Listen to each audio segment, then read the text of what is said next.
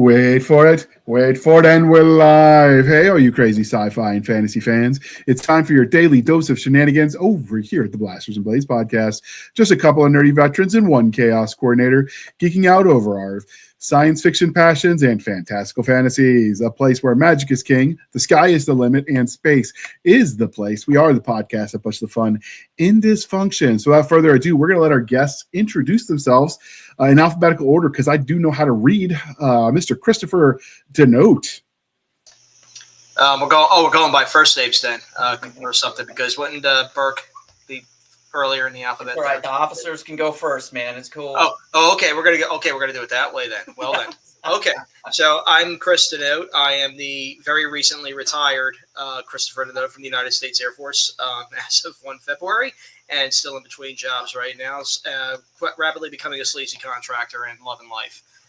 With me, of course, is my lovely wife Jaime, who is the writer known as Liska McCabe as well. And the latest addition to the family, who arrived 12 days before I retired, little Reese Christopher DiNote, already goes by the nickname Monks because he was a little monkey wrench into sort of everything, but a welcome one. So first off, I do the alphabet by the first letter because it's easier because I can just tell Word to sort it for me. And, you know, when you retire, they're supposed to give you a gold watch, not a new baby. Did someone get that memo wrong? Well, no, the Air Force got rid of the gold watch a long time ago. It's a little pin now, a little retiree pin. They put on the thing. I think Mike got one of them too. But his is probably real. Ours is like nickel plated or something like that, for all I know. Okay. All right, Jaime, do you want to introduce yourself as well?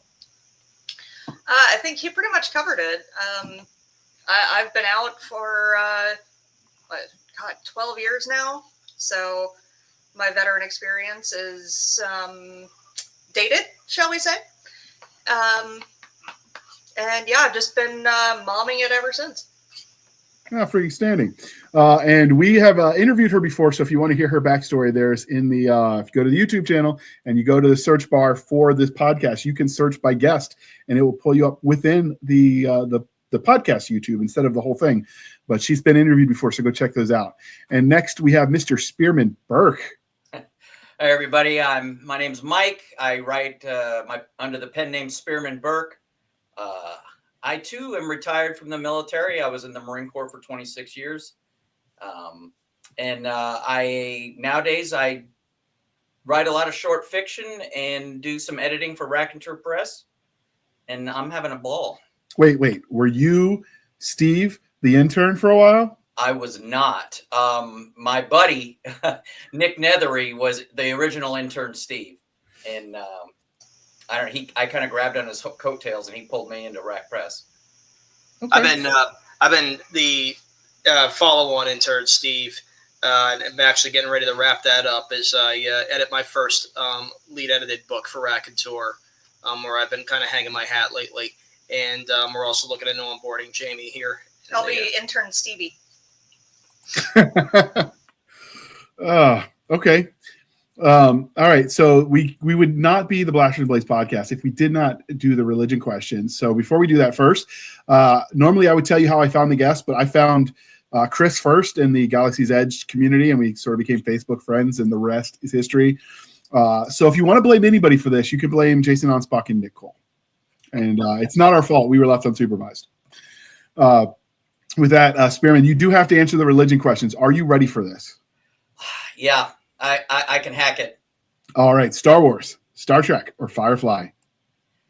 Wow. The correct answer is The Expanse. Okay.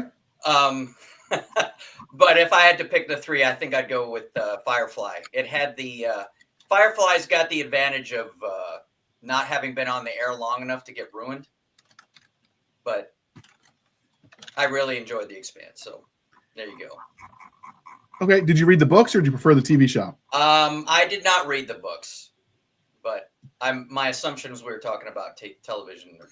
We pick intentionally programs that are IPs that are across various platforms. Gotcha. So we are not limiting ourselves to one medium of enjoying products. Very well. I appreciate that, but I have read none of the books for any of those IPs, so there you go. Okay. And because we are polytheistic here at the Blasters and Blades podcast, Game of Thrones, The Wheel of Time, or Chronicles of Narnia? Conan the Barbarian, duh. Or Thundar the Barbarian, equally as awesome. Game of Thrones sucks. The Wheel of Time TV show sucked, and I've never read the books. So I'm going to go with Chronicles of Narnia, book and movies. Okay. And one of the crying shames of adulthood is we stop asking each other the important questions. So we are bringing that back. So what's your favorite dinosaur? Crap. Okay. My favorite dinosaur is going to be Fang from Primal. Or did you mean like an actual dinosaur? Dealer's choice. We try to make them open-ended and let you answer it as your personality. We're going with Fang then. I'm trying to be original. Okay. All right. And because we are now civilized human beings here at the Blasters and Blades podcast, we are no longer knuckle-dragging troglodytes. Coffee or tea, and how do you take it? Coffee with heavy whipping cream. A little dollop of that goes a long way. I don't think I've ever tried coffee with the heavy whipping cream. Would that make it sweeter? It's the way of the warrior, brother. Let me tell you. Heavy whipping cream. What does that do for the flavor palette? For me, it changes the texture, kind of makes it a little thicker. Okay. So I always thought coffee by the way of the warrior would be like taking the instant coffee that comes in your MREs, putting it under your lip like dip, and just letting the caffeine go straight in the bloodstream. Possibly, but as a sergeant major, the correct way is whatever I say. All right, and you're supposed to say something about grooming standards. I've watched Generation Kill. Oh Lord, stop! I ran into a sergeant major like that in the Army who forgot there was a war on in the middle of inspecting boats and garbage. That was kind of like Camp Fallujah. There was a war on, and garrison broke out. Yeah, that was all over the porta potties. If you want to know how the military feels from the Romans to now, just read the literature that they write on the walls of the various facilities where we excrement things. And that was one of the quotes on there was, I went to war and a garrison broke out. Now that I'm retired, I can say this. Al Udeid Air Base, for us airman types, got pretty notorious for that sort of behavior. In fact, we coined the term chiefing. And that one done got chiefed because of the surplus of E9s getting their combat deployment in before they retired, and finding nothing better to do with their time and how they serve their country and earn their pay. Over. We dealt with some of those. I think every branch has those. So I think that's a universal, unfortunate truth out there in the world. Although the Al-Taqanim Air Base, TQ, was where a former Iraqi air base that the Zoomies there, the Air Force there had a sense of humor. So they set up the ladders that go into one of the cockpits that you'd use to climb into the MiG. And then they had the wheels things, and they had it set up like it was boarding for Wonder Woman's plane. And they had a little plaque for it because the plane was, quote, invisible. And they set that up, which was glorious.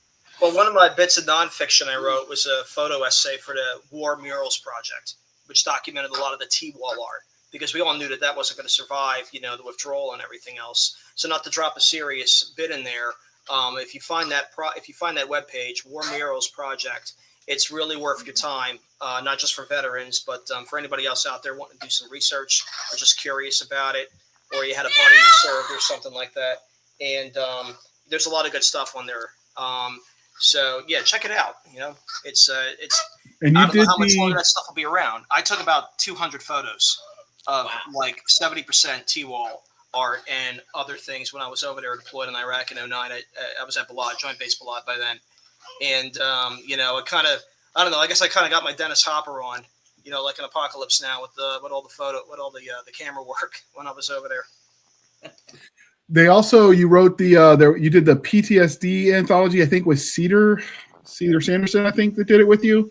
I did, so yeah. That's worth reading too if you're into the military stuff. And at some point in time, they will send it back to Three Ravens because they did Your Call is Very Important to Us, the essays and such about the war on terror.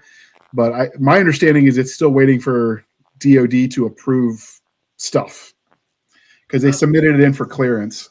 Oh, you mean pre-pub review, pre-publication review? Yeah, that is way above my pay grade. I was a happy sergeant that left that to the officers. But yeah, they submitted that, but that's going to have a lot of that because I shared some of my stuff in there as well. Yeah, I helped Dan Kemp over at Canon Press when he was putting his first novel together for the Athenaeum series, the tech thriller thing that he does. And he was lucky. His was actually really quick. They only had like 2 or 3 really nitnoid things they wanted him to pull out, so to speak. And to be honest, he did all of his work through publicly available information, the same way Tom Clancy did. So, but it is a process. Yes, it's navigable. It's possible. I've submitted my work through it before and all that.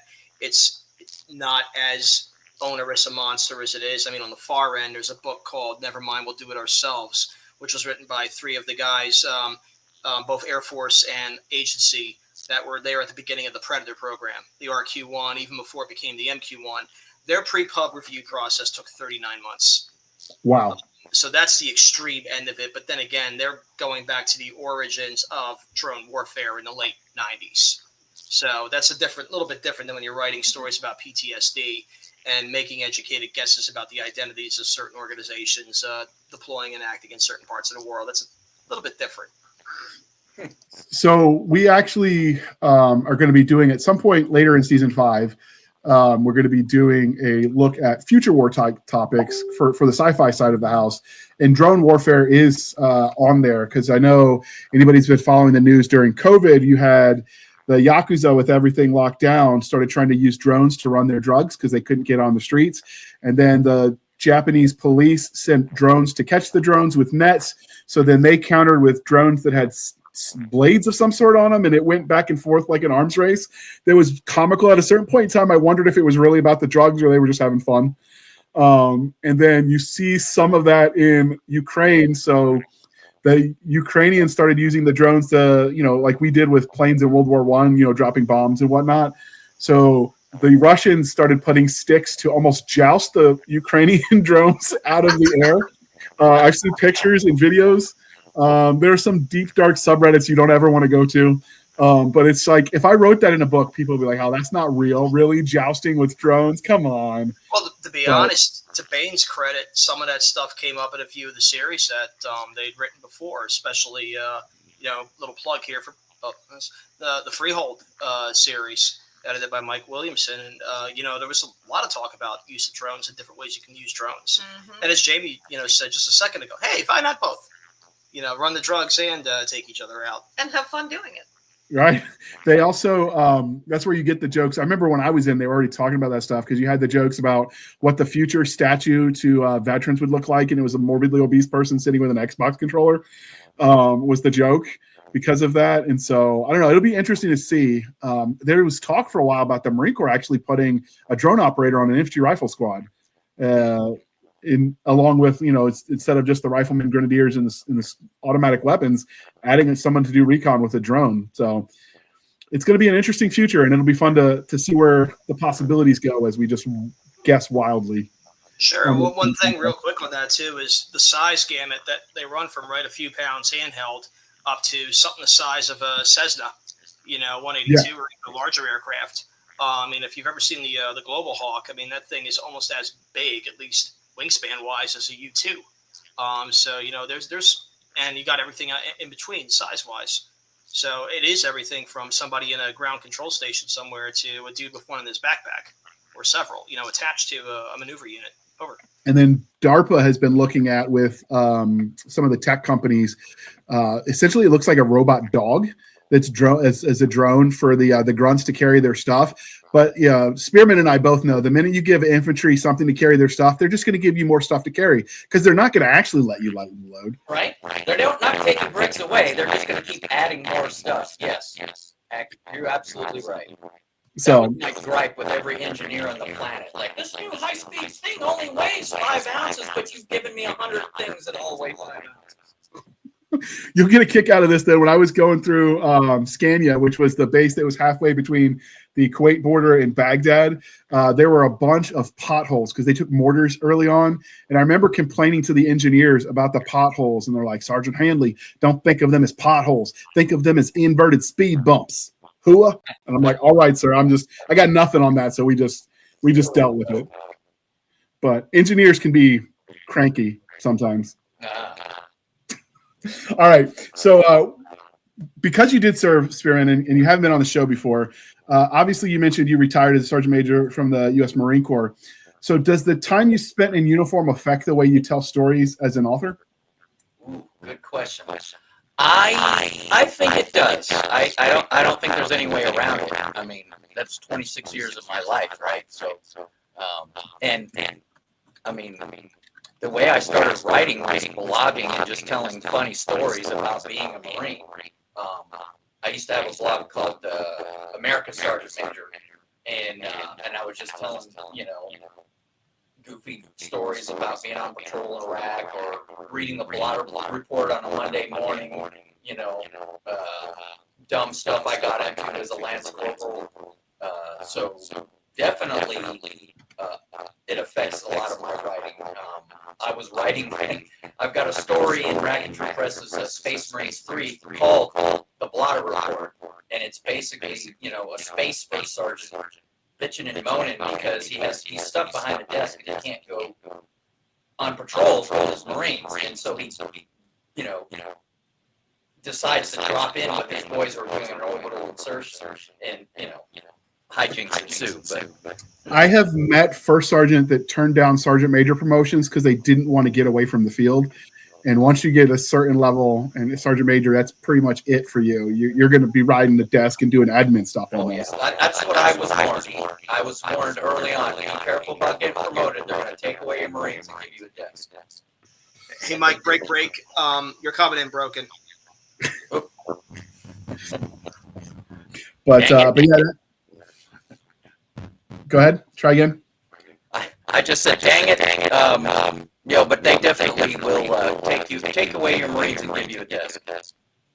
Correction, you're coming in tracheotomy. I wish I was better with technology. I wasn't joking when I said I was a troglodyte. But all right, we'll try to power through. So do you draw on people you know from when you were in the military when you're writing your stories? Absolutely. I'm going to try to slow down, so hopefully that'll cure the issue.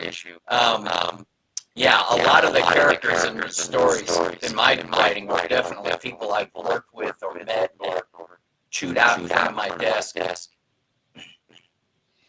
Judging by Chris's face, I'm still coming in broken. Just a little bit. See, it's always the Marines. They always have the cheaper stuff. We didn't get the high-speed stuff for the Marines. They just got leftovers. It's true. Whatever it is, I inherited from an Army guy. Dude, you're using SIGGARs then. Oh, yeah. I just dated myself and showed how old I am. Yeah, but we all laugh, so we're in the same. Wait. They don't use SIGGARs anymore? I don't know. Maybe. I mean, I was in some. I've been riding that desk too as an 06, so Yeah, I worked with some guard units that still had the Prick 77, and that is not obscene, dear listener, if you didn't serve in the military. It's just the radio that was replaced by the SIGGARs.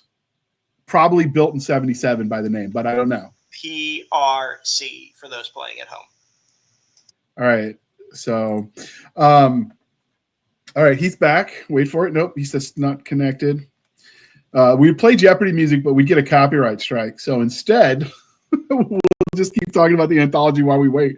So did you have a role in the publication of this one, Chris or Jaime? Were you just contributors?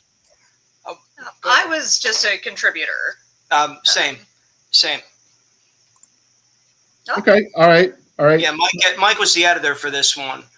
This was an opportunity just to be contributors for it. Oh, outstanding. I've done some assistant editing on 3 Raconteur books now. That helped me get ready for the 2 that I'm going to be lead editor on. So, but not this one. This one I just got to just put a story in and have some fun. Okay. So last question for you, Spearman, is we've talked about how your time in uniform affects the way you tell stories. Does it change the way you engage with content as a consumer of both the books, the movies, the games, after having served? I can't lie. Absolutely. I mean, we all do it, right? Where somebody does something with a firearm and we go, oh, come on,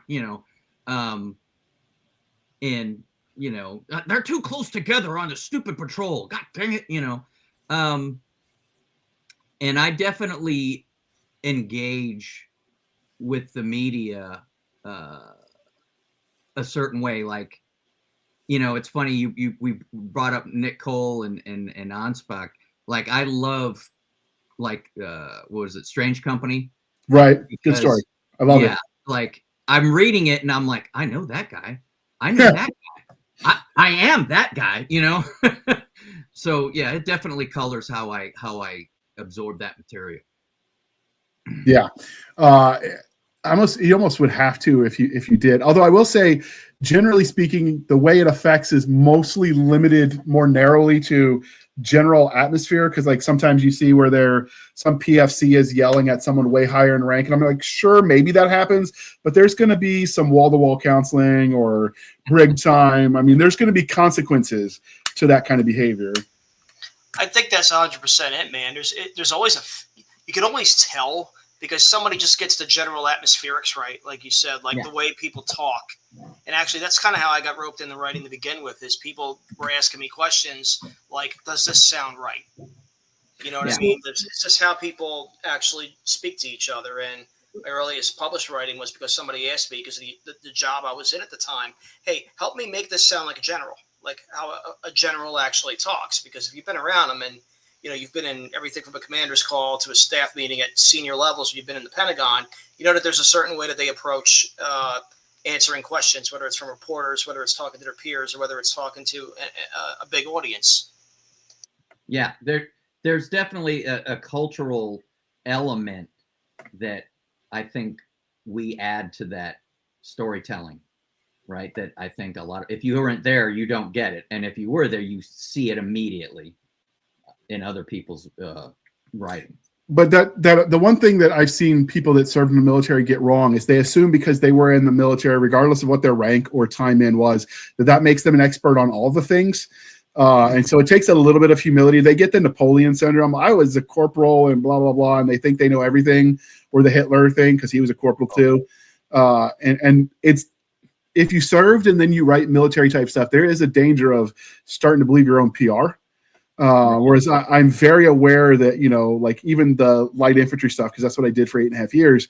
Like, I didn't have to deal with anything above a squad. And as a, squad leader, I knew what the platoon sergeant did, but I probably couldn't figure out which way was up for the paperwork side of things. And thankfully I never had to. But like, there's parts that you just don't know. So that is the trick, is being humble enough to know where those are. I know Jaime and I wrote a story for Heroic Last Stands that was about pilots. And, obviously both of us were Army. She trained to shoot at things in the air. But that's about as close as either one of us got to flying. So we sent it to Chris for some edit, and we gave him the Forrest Whitaker eye, because some of the Army that we put in the air pilot stuff. He was like, JR, come on now. I need you to work with me here. Oh man. Yeah, no, it's funny, the different cultural, like, I've had a number of different MOSs in my career. I started out as a grunt. I ended my career as a sergeant major of an air wing squadron. And you talk about like different, they're all Marines, but it's completely different cultures. And, a sergeant major of an infantry battalion, if he gets on the phone with his first sergeant and says, get everyone outside right now, I need to talk to everybody, it happens. You can't do that in an air squadron, because they have a schedule and air and maintenance, and in the infantry, the most important thing is training, manning, equipping the individual Marine. In the air side, it's all about that aircraft and getting it in the sky. And it's flying hours. If they're scheduled for a turn 3 go day, you've got 3 goes going, and you know what? You're going to end up giving the same speech 3 times, or more if you want to try to do a mass call, or you're doing it on like a Friday afternoon after the flying day is over. And that's just life as far, from where I come from. Yeah, we did some work with the Marines, so I have some experience with the Air Wing. We did direct support for 2nd Fallujah, so we were going up to the front lines with the beans and the bullets. But we also did some air runs for the Marines, the Air Wing out of Altacundum in 2005. Those were a lot different experiences, and they were in theory both Marines. Right. Oh yeah. But it wasn't the same. And as someone who was light infantry, it was like I expected them to be like the other infantry Marines I'd met, but no. No. So some things are true. A grunt is a grunt, and not everybody is one. So you work for Raconteur Press. How did you get linked up with them? Because then we'll air the commercial. We will come back to talk about specifically Pogue One. But how did you get linked up with Rac Press? Well, Nick and I, actually, my buddy Nick Nethery is also an editor with Rac Press. We used to be Duffel blog contributors way back in the day. Wow. That was like the Onion for the military, dear listener. Say again? It's like the Onion for the military. Duffel blog was some of the most funny stuff I'd ever read back in the day. Oh, yeah. And I have maybe the only E9 ever invited to write for them. And it was also a very well-kept secret. Most of the active duty guys didn't let a lot of people know they were doing that. And they almost didn't want me to, some of them didn't want me to join the writers group because they were like, he's going to rat on us. But that's how Nick and I met. And then I retired in 2018, and I, had no plans. I didn't need to work like another job or anything. So I just went back to school in the GI Bill, figuring I could learn something about writing. Which ironically, I majored in creative writing and English literature and minored in theater. And I gotta say, I learned more about storytelling and theater than all my stupid writing classes combined. But Nick and I kept in touch, and he was getting ready to retire. And we were listening to episodes of the Writer Dojo about guys like David Butler, how they broke in and how they approached different publishers to work for them and stuff like that. And so Nick was writing letters to different, like Bain and a few others, about introducing himself and asking him, if he could intern. And what was the name of the program, Chris, that he was using? Skillbridge. He used the Skillbridge program to apply to be an intern. And at the time, I had just discovered Raconteur Press. I think I heard about him on the dojo. I'm really not sure. Or I discovered him because I was always like looking for where I could submit short fiction. And I was watching some of their videos and kind of getting to know them. I basically cyber stalked them. And then when Nick was submitting, he's like, who else should I submit to? And I was like, submit to these guys. They're from Texas. You're from Texas. They're up and coming. I bet you get in. And they jumped all over it. And then I don't know, it was about 6 months to a year later, we met up at MarsCon last year. And Nick flew in from the Netherlands because he was working at NATO at the time. And I was getting interviewed without my knowledge. They were asking me questions. And then that February, Law Dog calls me and goes, hey, you want to work for cheese sandwiches? I can get you an editor gig here at Rac Press. So there you have it. Okay. Yeah, I don't know. One of the things you'll notice, dear listener, when you're listening to one, we just did a whole slew of individual, like half-hour interviews of various authors from the anthologies I've published, and we will be doing more of those with other anthologies to spread the love. But I'm kind of passionate about short fiction. It's not as profitable as it used to be. There's not as much of a market for it. But like I've said this before, my old Girl Scouts, they generally can start younger than Boy Scouts can. And my sisters were Girl Scouts, so I was a tag-along. And I was bored out of my mind with all the girls at the age when I still thought they had cooties. But they did have the Reader's Digest books, which would basically turn novels into short stories. And that's how I learned to read. So for me, I've always been passionate about short fiction. Nice. So I appreciate that Raconteur Press is all in on the short fic. Well, and that's kind of what we grew up reading, right? I mean, I think Robert E. Howard's Conan books were the first actual books that I read. And they were all, you know, these bits of short fiction, you know, of his life.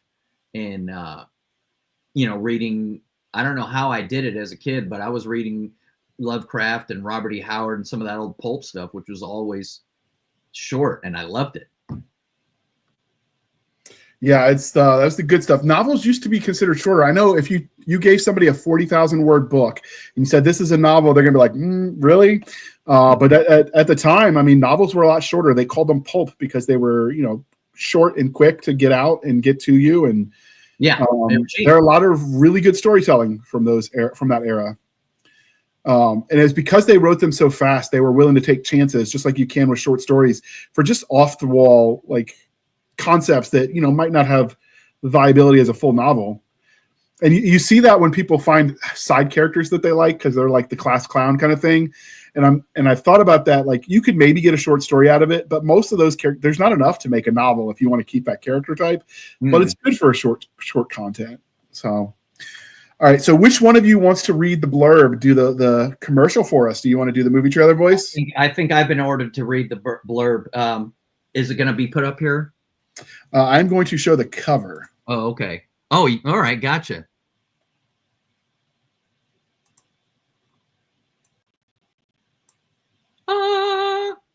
And there's, you know, two Pogues swabbing the deck with their space mops.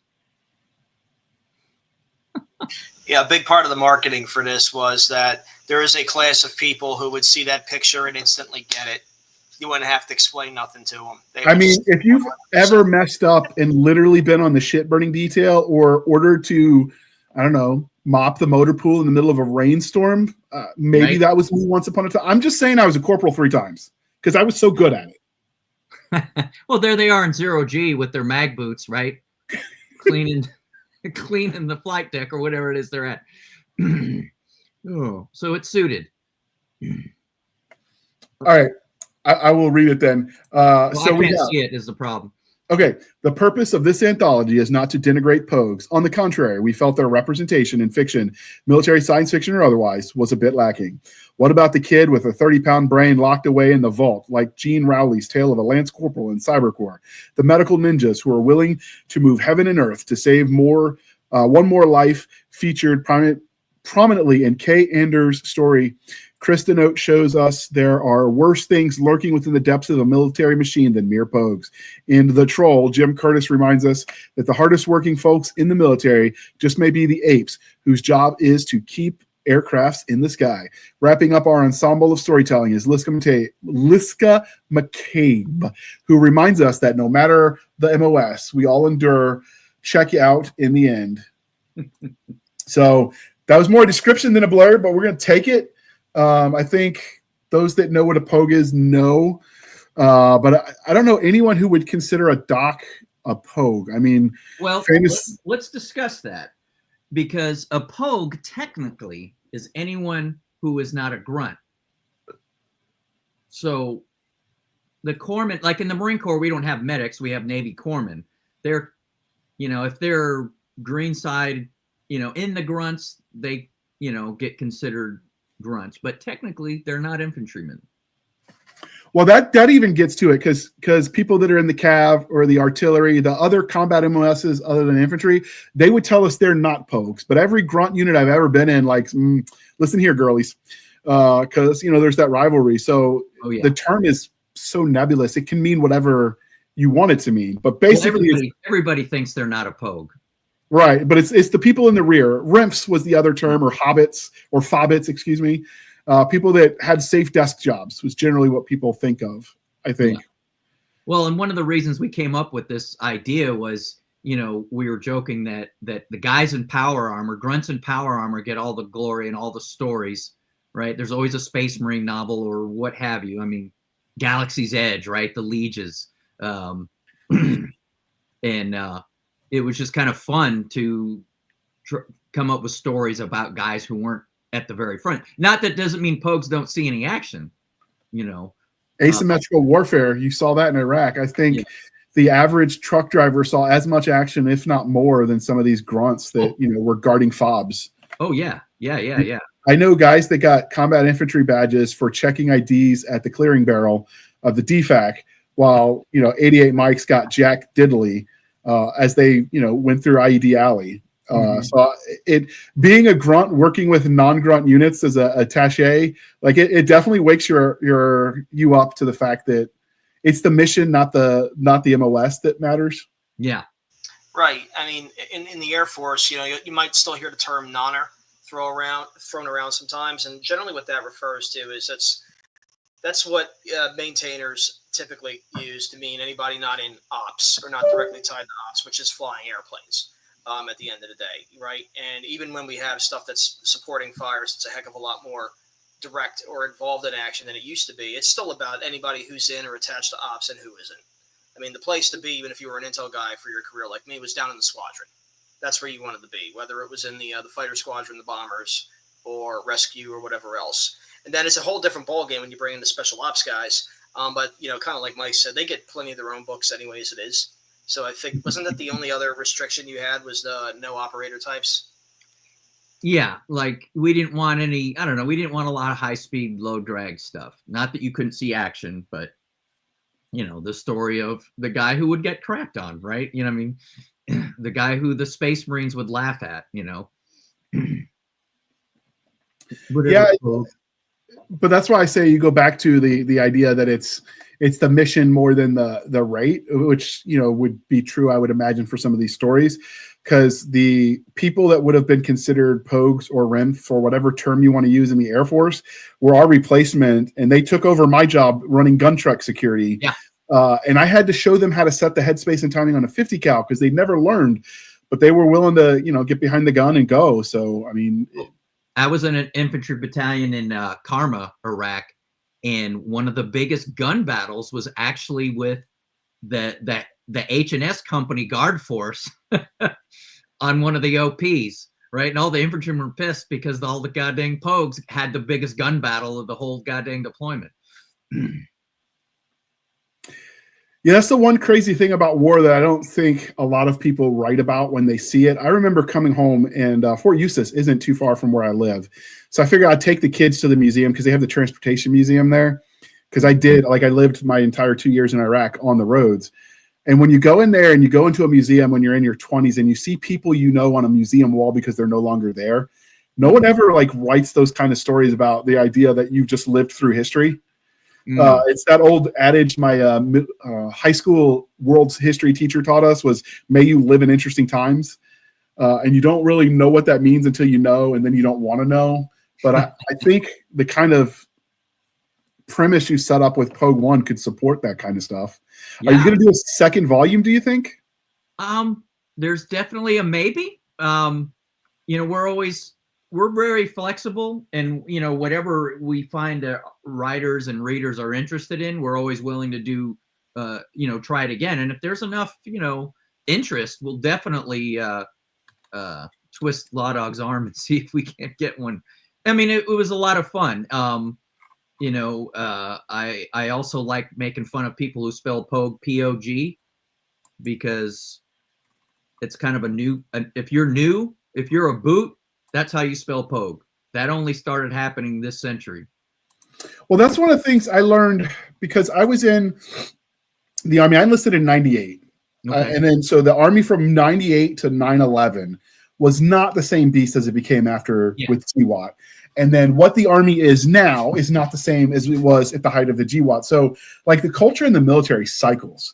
I remember in the 80s, because my uncle was in the 101st in the 80s, and it was all Indian themed. Like when you're talking about the Way of the Warrior, it was the Native Americans. Yeah. When I was in, it was all, Until Valhalla and Viking themed, and, Odin this, and in the Tree of Life was everywhere. The Norse version of it, because I've realized that goes across many cultures. And so I do think the culture kind of changes. When I saw that a lot, I mean, I knew seasoned people that would spell it without the UE. Mm-hmm. So I don't know. I don't know that there's any hard and fast universal rule for it. And if you think of it as the acronym people other than grunts, it makes sense that it's POG. Yeah. Oh, no, I'm not going to argue about it with anybody because, it depends on when you serve. You know, I went in at 92, and that's how it was spelled, right? And it has to do with the terms like pogey bait and things like that. And you know, yeah, you're right. Things just change, and we just need to get over it. I mean, there are guys like the Marine Corps went over to the those suede you don't polish the boots anymore, and there were like these old time Marines that were hostile about that, right? Hey, now they're gonna lose their discipline. No, we saw that in the Army too when we went to the desert boots. Yeah. Because when we enlisted, we wore God's cami, the woodland pattern. Yeah. Which of course we starched the hell out of, and the regs, I mean the care instructions, do not starch these. Yeah. And I know people who like you could look at them in the IR, and because they starched them, they basically made themselves glowing targets. You had camis specifically for garrison that were starched nearly blue, right? Right. Like a paper doll. You know, so I was a cadet at the Air Force Academy from 1995 and graduated in 1999. So when I came in, we still had the leftovers from the just concluded McPeak era of the Air Force. And just say the name General McPeak around some old timers, and you'll get some real interesting replies. It's like the hyenas hearing Mufasa. Yeah, a little bit. So my first set of BDUs actually had an aircrew style name patch on it. That lasted about, I don't know, 6 months, maybe a year, not even that, before we went back to the name tape, traditional one. And that was when, for a brief time, Air Force officer dress had sleeve rank, like the Navy. I mean, and the funny thing is you've got museums like scrambling and trying to find production examples of that because so few of them were bought. And the first thing that McPeak's replacement as Chief of Staff of the Air Force did was get rid of it. So you've got like this collector's item missing era uniform out there that if anybody listening is, has one of those stashed away somewhere or you find one, I think the folks at Wright Pat at the National Museum of the Air Force want to talk to you. So that's one of the things I joke whenever I see a new award or a new qualification badge come out. I'm like, what general just retired and got a job with the civilians? Because sometimes there's no rhyme or reason to these changes. I remember when I enlisted, they told me the time I knew when I would know it was time to get out is if they were on our third uniform changes. I saw that in my first 4 years. Just the PT uniforms alone, it changed like 6 times while I was in. So one of the things I do like when we get back to short stories, because we're starting to see a trend where the military space, when it comes to sci-fi and fantasy, it's not all the special operator types, right? You're starting to see more of that. Like Henchman Press did, what was it? The Butter Bar Anthology. They've got the open call for the E4 Mafia one they just recently published. You're starting to see people back to some of the tradition like you saw post-Vietnam, where it's more irreverent kind of take on things. Do you foresee the way military is handled in these various publishing houses is going to cycle, or you think it'll remain pretty much no holds barred from here on out? Wow. Good question. I can only answer that from my perspective. I couldn't tell you what's going to happen, but I remember getting yelled at being in the infantry, right? Or just being in the military, really there were times where it just sucked. And the only way to get over it was to make fun of it and laugh. And I remember getting chewed out, right? God dang wise ass, blah, blah, blah. And I think that's the only way we live through that stuff. And I think that's going to reflect in how we tell our stories, whether they're in the science fiction or nonfiction. I think you cannot have been in the military without it being a humorous story. At least once. Yeah. I know because of when I went in. So like I said, I listed in 98. When I was going through boot and my 3 MOSs for AIT, like the running joke was all quotes from Major Payne, which was supposedly like this Marine character who taught at a military elementary school. Right. And so it was like my little Brussels sprouts and all the stupid one-liners. It's a bunch of glorious one-liners, by the way. If you haven't seen the movie, people, you should. You want to get your mind off that pain. Right. And so I think we kind of grew up in a time where it was just irreverent. I don't imagine people that served during World War II to Korea range are going to be as irreverent as we were. And then presumably they still are. because my nephew's in, and I don't see much different from the grunts he's dealing with than the ones I served with. The let's see, the World War II era had a real famous cartoonist, and Beetle Bailey guy. No, somebody else. I'm trying to think of who it was. He had two characters that were kind of like the sort of the prototypical GI, right? The draftees didn't want to be there, kind of making cynical but funny, irreverent. And one of them is going to have to look it up because I think it's Willie and Joe or something like that. Yeah, something like that. Yeah. And forgive me for not remembering off the top of my head, but I think for a lot of us, we're all old enough to remember Stripes. And so I think some of our initial sort of hit on what military life was going to be. It was really one of two things. It was either Stripes or Apocalypse Now and Full Metal Jacket. So, it's a ping-ponging between extremes. And now that Jamie's back, I won't put words in her mouth, but I think what she told me that in the Army now, Pauly Shore is actually the best movie about the Guard and Reserve that's ever been made. Oh, 100%, yeah. Bill Malden, that's the guy. But yeah, it's the same sort of thing. It's kind of like when cops say that Barney Miller is the greatest cop show ever made. You know what I mean? Just for that sort of similar reason. Yeah, Stripes was a good movie, though. What kind of training? Army training, sir. In fact, there's a few jokes in there about before there was John Wick. There was, whatever the character from Stripes was with that picture. So do you see, with this story, were they the typical indie or short fiction in general is the 6 to 12K range? Was that what you shot for with Pogue One, or were there some shorter fics?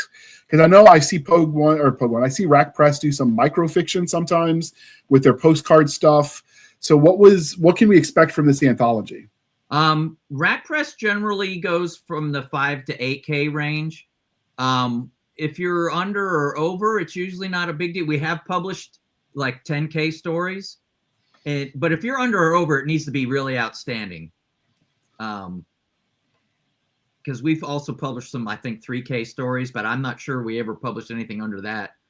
And we've had some really short submissions that, I don't know, it wasn't that that we cut it because it was short. It just wasn't measuring up, right? But yeah, if you're going to go outside those parameters, it needs to be really well done.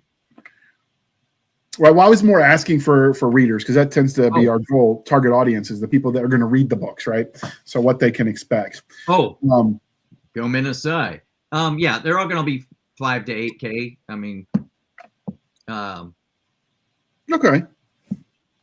I know you get weird when it comes to the length. I did an open call for a steampunk anthology, and someone literally sent me a 70K novel.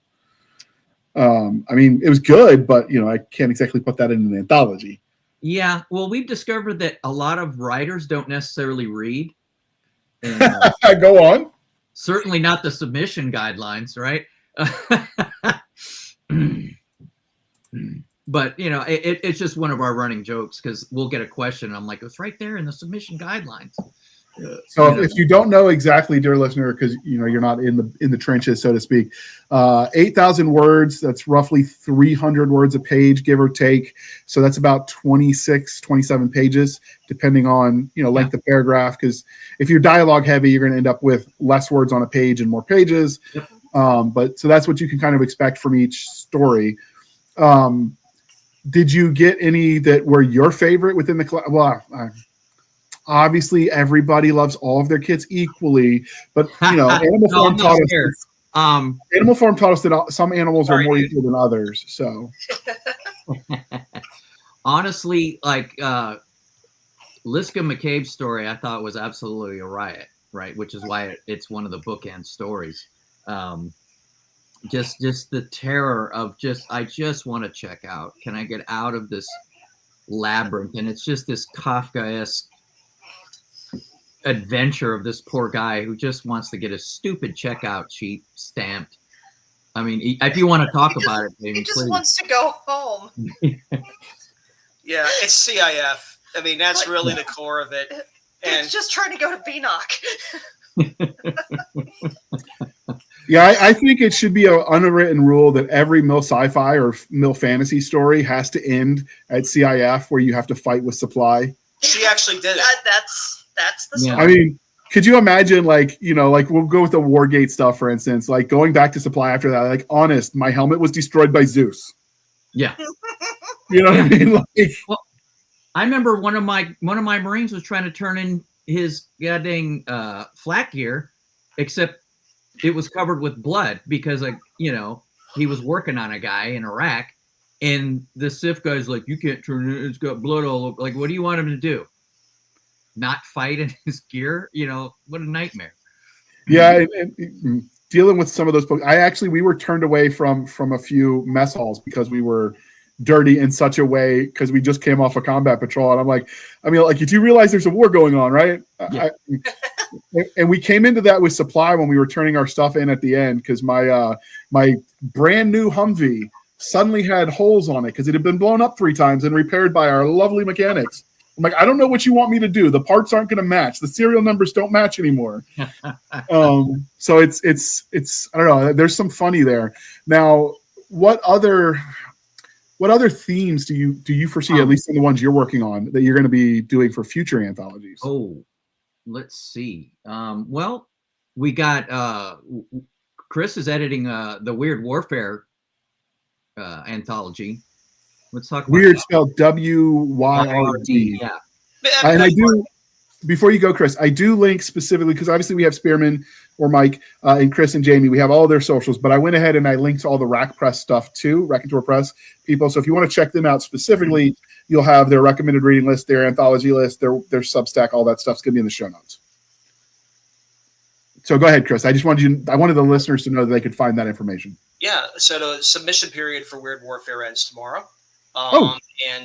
So if anybody out there doing some last minute writing, the bug bites you, you got about 24 hours or so to go, 27 hours. Not when this airs. That's right. So by the time this airs, the stories will have been selected and the book will be in production. Believe it or not, we've typically got about 3 books in one stage of production or another at a time. Our current release schedule is about an anthology every 2 weeks. Yikes. So yeah, it's we had a challenge to do 24 and 24. I think we ended up really doing 26. So we are currently on our 25 and 25 challenge. So Weird Warfare is the first book I will be the lead editor on. And it's basically what it sounds like on the tin. If you've been around for a hot minute, you remember the old Weird War Tales comic books that were really big with DC. Or you remember Heavy Metal Magazine from the 70s and 80s, or Steven Spielberg's Amazing Stories and things like that. It's warfare with either a supernatural, science fictional, or a horror twist to it. What I asked the writers to give me was something that wasn't just a slasher film with soldiers and a werewolf in it. You know, give me something with a military, really, if Problem. not, yeah, like a military tactical problem, a genuine one, or something that really is just core to it. You know what I mean? Because it's things like dog soldiers are great. Problem is I could replace the werewolves and dog soldiers with vampires, robots, serial killers, you know, and it's more or less the same story. And while that's a fun one, it's awfully hard to top it. You know what I mean? That was a heck of a job that they did in that film, or in the book Hour of the Wolf by Robert McCammon, just to kind of give an example out there. So I love the submissions I've been getting so far. I mean, some of these went heavy on the weird.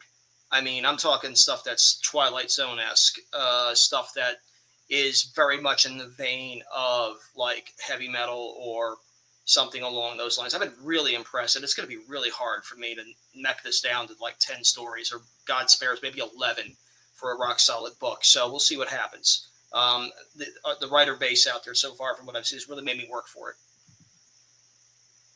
So is that you said you're phasing out of the internship now that you're officially retired. So is this going to be the last one you're working on? No. I'll be editing I've had a little bit piece of the Giant Robot series that we've done very successfully. The current one, Giant Squeeing Robots, Giant Cute Robots, actually hit #1 on Amazon today in its category. I got to write the intro for that and do a little bit of editing for it. Barely minimum, because TC Ross, Tiffany, was recently hospitalized, and we've got a Give, Said, Go campaign going to help her and her family out. But I'll be doing Giant Marching Robots, title and theme suggested by Mike. which will be military, first responder, firefighter, rescue, that sort of themed anthology. And that'll be in the final quarter of calendar year 25 here.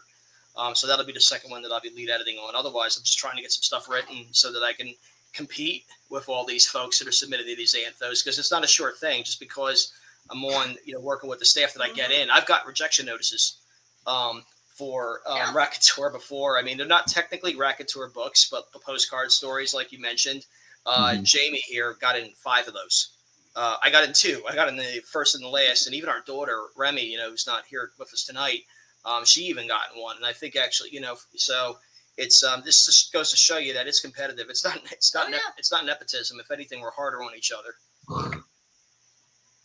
Yeah, it hurts a little bit when your own publisher sends you a rejection email.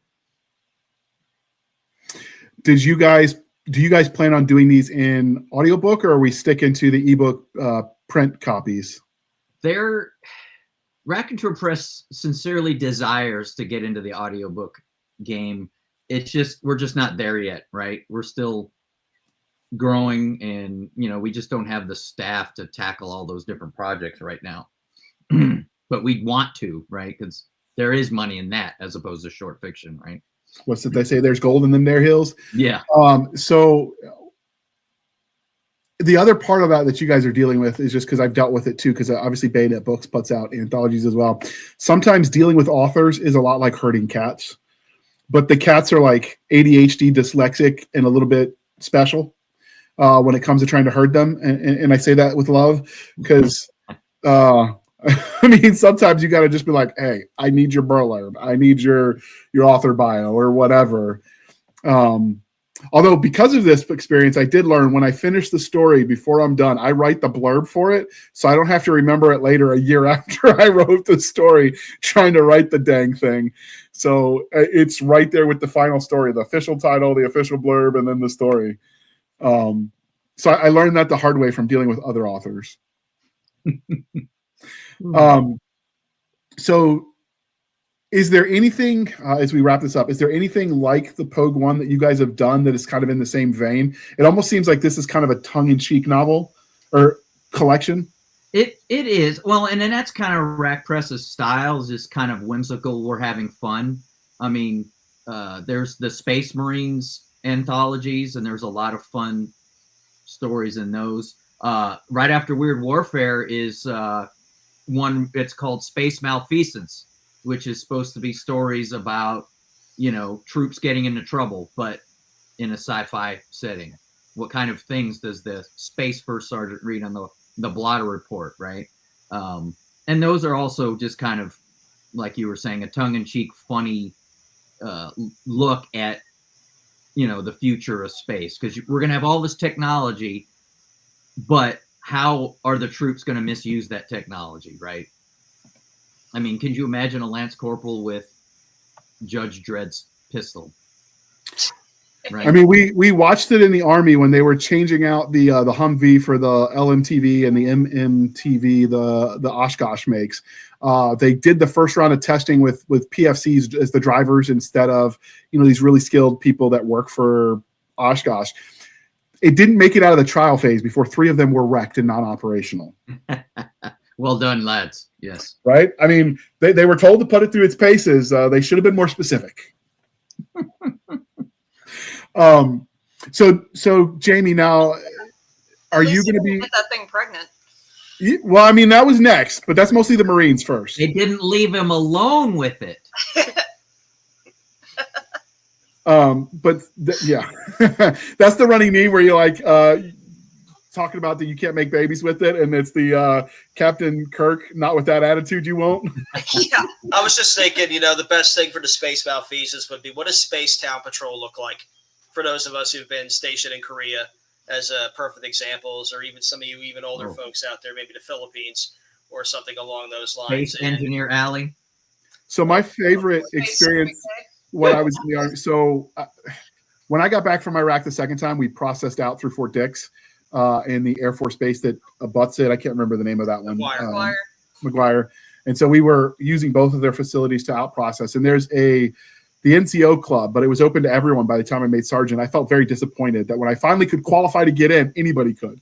But that was the only place we were allowed to go, and everybody's, thought they could still drink, everybody under the table, because they maybe could before they leave. But we hadn't had a drink in a year, so we had the rule that you had the basically the drunk police who were supposed to go through and maintain the NCO of the guard, and dealing with some of those drunk people was some of the most hilarious experiences I've ever had in my life. So I imagine there's like some funny MP stories you could get away with. Well, JR, the open call is still going for 2 weeks. If you got anything and you want to send in, I mean, we're still accepting submissions. Yeah, I will have to check that one out. I know. Be scared. When I got back, I was one of the drunk people after I did my turn on guard duty, and I was so drunk that I was very friendly drunk. So I proposed to a tree because there was true love, and then the supply sergeant picked me up, and they're dropping us off at the barracks, and she's trying to get me to shut up because I'm also even more talkative drunk. And she was like, "Sergeant Hanley, we're doing dark ops." And I'm like, "I can't do black ops. I'm Caucasian." And so she decided to tell me to do Caucasian ops, so I would shut the hell up. And then to get even, she dropped us off at the Navy barracks instead, and that's when the fight started. Oops. So I could probably turn that into a story. Well, the thing is in the setting that Mike's talking about, the tree would say yes. I worked with a guy, we called him Preacher, because he wanted to be a Catholic father when he got out of the Army, and that was his running joke, is one of these days I was going to get drunk and someone was going to say yes, and I'd get charged with polygamy. All right, so you've got the Space Malfeasance coming out. Do you guys have on Rack Press's website a list of what's coming out when for the readers that want to check it out? Yeah, if you go on our Substack, and there's a Substack is strange because it looks different on every different device you use, and it's hard to navigate. But but if you go on your computer and you look at it, on the navigation bar on the top, it'll say open submissions, and it'll let you know. We let you know when it opens, when it closes, when you're going to see a contract or a rejection, and we're going to let you know when it publishes. So a lot of other publishers aren't doing that, which I wish they would, because I want to sell some short fiction. But yeah, you can find it there. And every week we do This Week at Raconteur Press, and I always make sure there's a link to that open submission so you can see what books are coming up. Okay. And if somebody wants to break and make their bones in the audiobook space, and they wanted to potentially do on some sort of consignment type deal, I'm not sure the appropriate verbiage, but wanted to try their hand at narrating some of these anthologies, would they be able to reach out to you and say, "Hey, let me build my back catalog so I can start a career"? That's a great question. Call Law Dog at 555. No, I'm kidding. Reach out to Rack Press. That's your answer. It's a perfectly good political answer. All right. We really want to get into it. We just aren't there yet. That's fair. That's fair. I know some people that they'll do like a couple of them almost for free to build the back catalog that they can kind of proof of concept. So, but we'll link to Rack Press in there if that's something you're interested in. All right. So with that, how can they find you on the wild interwebs, Mr. Spearman? Oh my gosh. Well, I have my own Substack, Storytelling Skunk Works, and I really need to start writing some more there, because that's where I'm retelling some of my old fun Marine Corps stories. There's a bunch of right now there's a bunch of boot camp stuff up there. On Twitter, I'm America's Sergeant Major, and I usually just repost fun, cool, nerdy stuff that I see. And I'm out there on well, no, not as Spearman Burke. America's Sergeant Major is also on Facebook, but I don't use it as much. Okay. And all of that will be linked in the show notes, dear listener, dear viewer at home. What about you, Jaime? How can we find you on the wild interwebs? Well, basically the Facebook page that we share, Chris and Jaime DiNote authors, and Amazon author, or just Amazon. You keep this up, people are going to think you two like each other or something. Right? Should really I don't know.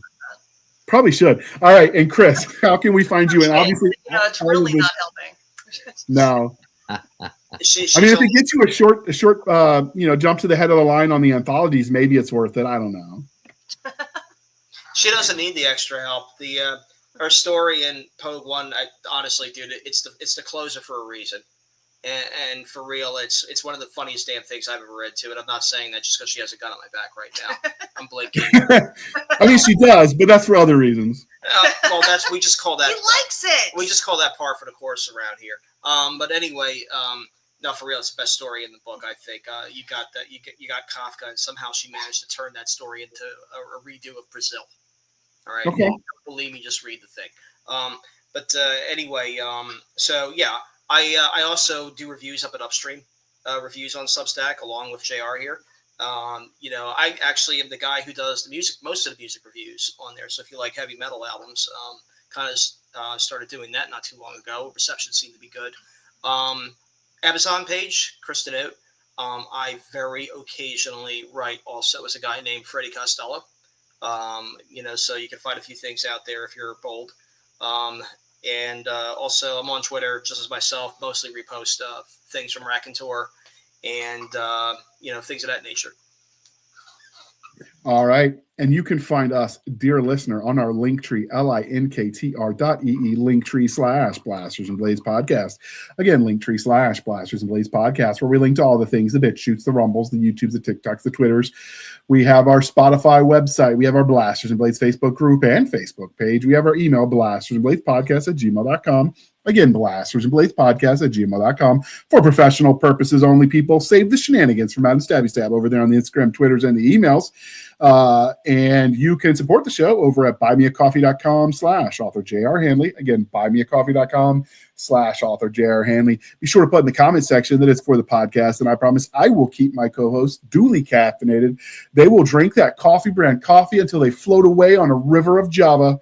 And if you want a little bit of that coffee brand coffee, the link is in the show notes. Use the code podcastgrunts. We get 10%, or excuse me, you get 10% off. We get a little bit of a kickback. You shop local. It's a win-win. This coffee is actually roasted in the U.S. It is not just a drop shipping operation, which is why we affiliated with them. So it's good coffee. I drink it. Stabby drinks it. It's definitely gourmet, so it's not my everyday drink, but it's still good. And before I let you go, I have to remind you to please be kind and speak your mind on the reviewing platforms. Your reviews help the right readers find the right books. So do your part, people. It really does matter. And more specifically, when you review an anthology, obviously you could say all the stories were awesome and I love them, rainbows and sunshine. But if you really want to make an author smile and help them get their unicorn, you just mention the stories by name that you liked. I promise they will love you forever for it. So if you really liked Liska McCabe's story, write that in the review too. Be like, hey, this was the favorite one of them all. And if she gets enough of those, maybe they're going to make her the Queen of Florida. I don't know. Wait, don't you have to pull the meat cleaver out of the alligator for that? Okay, well, we still think you could do it. At the Wendy's drive-through. Oh, see, I'm not in the know. Not the cleaver. Yeah. I'm not in the know. But yeah, so there you go, dear listener. And with that, I would like to thank you for spending some of your precious time with us. For my crazy co-host, I am J.R. Hanley, and this was the Blasters and Blades podcast. We'll be back next week at the same time, where we'll indulge our love of nerd culture, cheesy jokes, and all things that go boom. And with that, we're going to hit the end button before anyone starts